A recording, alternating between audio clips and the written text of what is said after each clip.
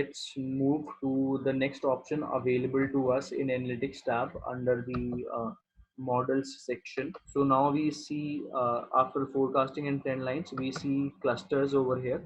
So now when we talk about clustering, this is the third option available in the Analytics tab in the model section.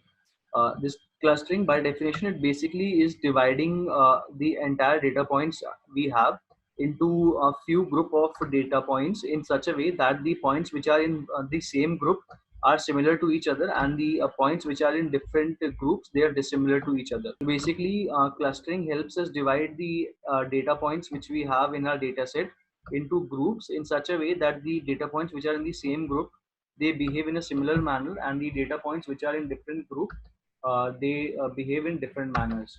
So within the group, the data points will be behaving in the same manner, and outside the group, they'll be behaving in different manners. So without much ado, let's move to our Tableau workbook and let's see how do these clusterings work. So over here, you will see that I have created a graph showing the relationship between the sales and profits across the subcategory of products. And you will see that over here, when I created cluster, the all the data points basically got automatically divided into two clusters. This is my cluster one, which is orangish in color. These are the data points, or these are the subcategory of products in cluster one, and this is the product subcategory which are in cluster two.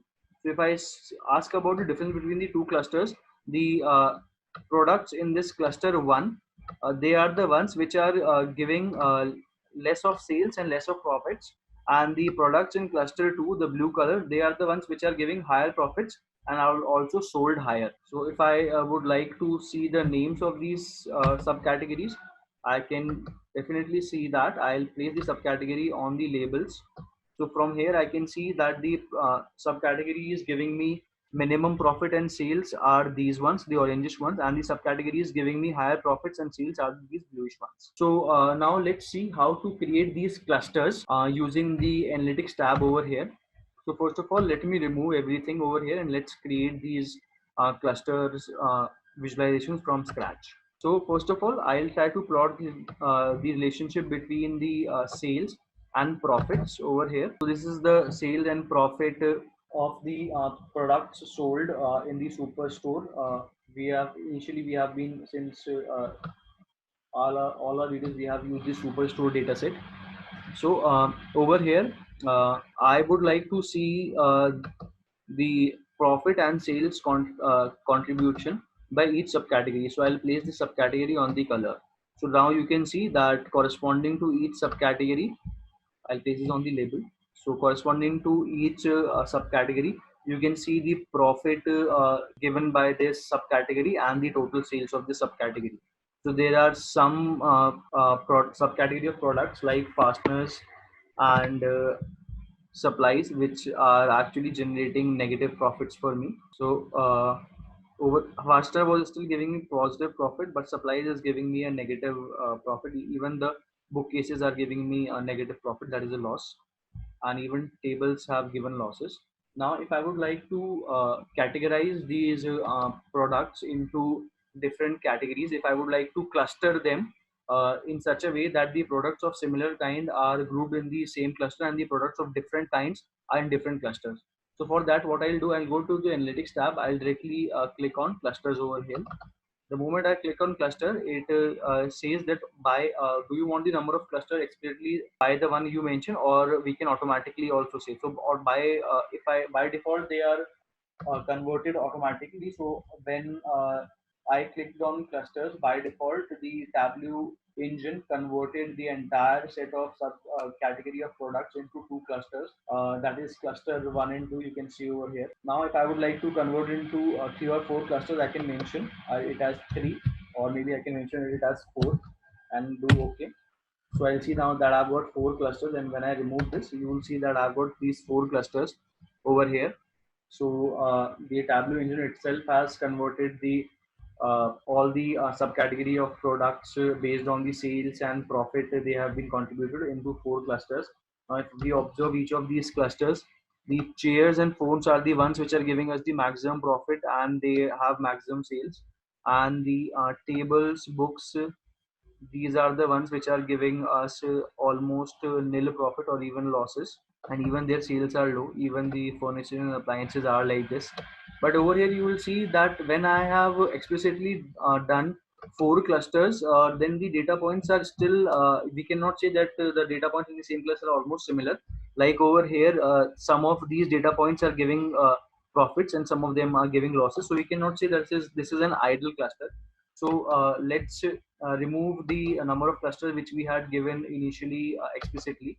Let's make the cluster automatic. So I'll go into the cluster option, right click on a data point, and over there, okay, I don't get a clustering option over here. Now I go to the cluster option over here, go to the edit clusters over here, and in edit cluster, instead of 4, I would like to have the one which was appearing automatic, that was 2. So when I do this, now you will see that basically based on the behavior of the products, like based on the sales and profits they are contributing, a cluster of 2 was more than enough. So over here, I can clearly see that the products which belong to this cluster 2, the orangish ones, they are the ones which are giving me least profit and they have got the least sales. And the products which are in the category 1, the blue color, these are the ones which are giving me higher profits and they are having higher sales. So I can easily differentiate between the two clusters. So this is how the data points within this cluster are similar in nature. They are having low profits and low sales, and the data points in this cluster are similar in nature. They are giving me higher profits and higher sales.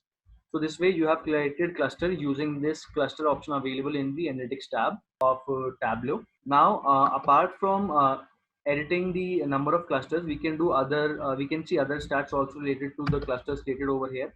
I'll click on the down arrow over here and I'll see describe clusters.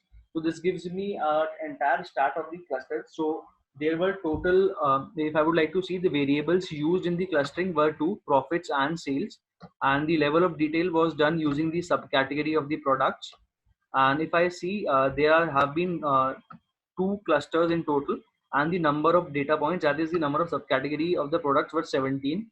And if I would like to see, cluster 1 has got 6 items out of 17, and cluster 2 has got 11 items out of 17, and no data point is without cluster. Each data point out of the 17 has been given one cluster, either cluster 1 or cluster 2.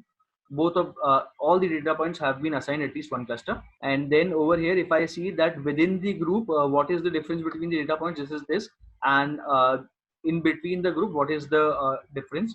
So you don't understand these stats basically tells that what's the Euclidean distance between the data points within the same cluster and outside the clusters, means in inter cluster and intra cluster. And if I would like to see the model used for clustering, so it is showing me that the f stats, p value, and the sum of squares and the sum errors, these are the ones which have been used for calculating the clusters. So that was the stats about cluster, and this is how you create clusters in Tableau using the analytics tab. So in Tableau, you will see that this analytics tab, and especially within this analytics tab, these few features over here under the model, especially these three ones, that is trend line, forecast, and cluster, they give you a very good power to predict or to forecast or to cluster or to draw the trend lines for the data points for the future. So they will help the end users. They will help the CEO and CXO level people to analyze the data. They can even see the forecasts related to that data. So this makes Tableau a very powerful tool. So that was all for the analytics tab of Tableau, the various functionalities available in analytics tab of Tableau.